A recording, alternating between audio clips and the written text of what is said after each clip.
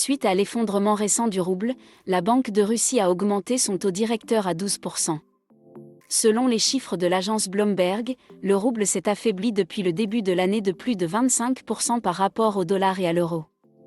Face à la pression inflationniste qui continue d'augmenter, 4,4% au 7 août sur un an, la BCR a ainsi dit considérer comme nécessaire le relèvement de son taux directeur de 3,5 points de base afin de viser un retour de l'inflation à 4% en 2024 et sa stabilisation proche de 4% dans le futur. Moscou perd environ 175 millions de dollars par jour en exportation de combustibles fossiles en raison des sanctions. L'effondrement du rouble peut être vu comme une conséquence de la guerre en Ukraine et des sanctions correspondantes, qui ont créé une incertitude économique amplifiée par les fluctuations récentes des prix du pétrole et du gaz. Depuis mars 2014, l'UE a progressivement imposé des mesures restrictives à la Russie en réponse à l'annexion illégale de la Crimée, la guerre d'agression de la Russie contre l'Ukraine, l'annexion illégale des régions ukrainiennes de Donetsk, Louhansk, Zaporijia et Kherson. Quelles marchandises ne peuvent pas être exportées de l'UE vers la Russie ? Les technologies de pointe, les semi-conducteurs avancés, les composants électroniques et les logiciels. Certains types de machines et d'équipements de transport. Les biens et technologies spécifiques nécessaires au raffinage de pétrole. Les équipements, technologies et services dans le secteur de l'énergie. Les biens et technologies dans les secteurs de l'aviation et de l'espace, les pièces de rechange ou tout type d'équipement pour avions et hélicoptères, le carburéacteur. Les biens et technologies de radiocommunication destinés à la navigation maritime. Les drones et logiciels pour drones ou les dispositifs de chiffrement. Les produits de luxe, par exemple les voitures de luxe, montres, bijoux. Les armes à feu à usage civil, leurs pièces et autres matériels militaires. Les autres biens susceptibles de renforcer les capacités industrielles de la Russie. Quelles marchandises ne peuvent pas être importées de Russie dans l'UE ? Le pétrole brut, à partir de décembre 2022, et les produits pétroliers raffinés, à partir de février 2023, à quelques exceptions près. Le charbon et autres combustibles fossiles solides. L'acier, les produits sidérurgiques et le fer. L'or, y compris les bijoux. Le ciment, l'asphalte, le bois, le papier, le caoutchouc synthétique et les matières plastiques. Les produits de la mer et les spiritueux, par exemple le caviar, la vodka. Les cigarettes et les produits cosmétiques. Quels services fournis à la Russie par l'UE sont interdits ?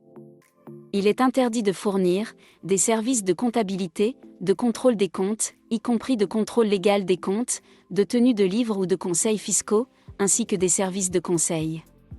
Services de conseil informatique, de conseil juridique, d'architecture et d'ingénierie. Services de publicité, d'études de marché et de sondage d'opinion de l'UE.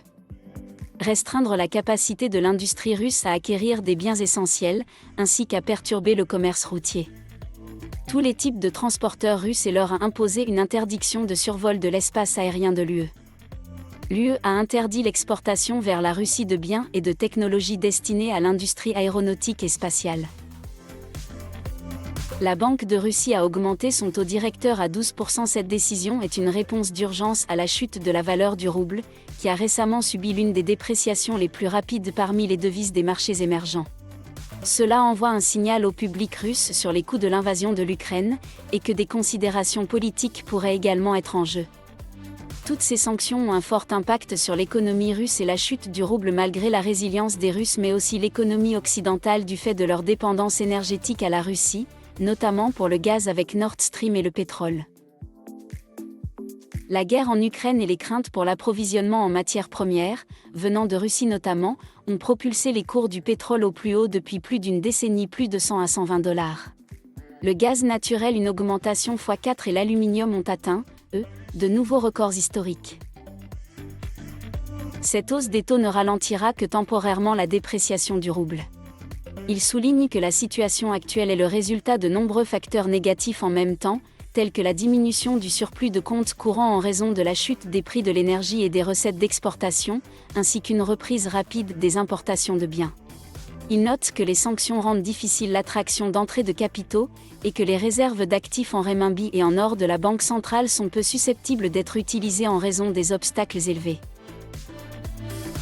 La nouvelle banque de développement, NDB, créée par le groupe BRIC des principaux pays émergents doit augmenter la collecte de fonds et les prêts en monnaie locale dans le cadre des sanctions occidentales contre l'actionnaire fondateur, la Russie, a déclaré à Reuters le ministère sud-africain des Finances. La déclaration intervient alors que l'Afrique du Sud se prépare à accueillir un sommet des dirigeants des BRIC à Johannesburg plus tard ce mois-ci. Selon le ministre des Finances Enoch Godongwana, une augmentation de l'utilisation de la monnaie locale parmi les membres de la NDB sera à l'ordre du jour, dans le but de réduire l'impact des fluctuations des taux de change plutôt que la dédollarisation. Le nouvel ordre économique mondial.